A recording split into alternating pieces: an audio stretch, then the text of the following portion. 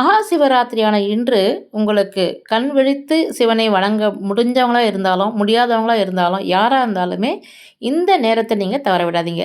அதாவது இன்று நள்ளிரவு 12 மணியிலிருந்து 12:45 மணி வரை ஈசனை வழிபாடு செய்யுங்கள்.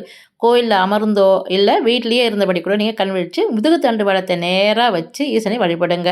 அப்படி வழிபாடு செய்யும்போது உங்க கையில 2 வில்வ இலைகளையும், 1 ருத்ராட்சத்தையும் வச்சுக்கிட்டு வேண்டிய வரங்கள நீங்க ஈசன்கிட்ட கேளுங்க.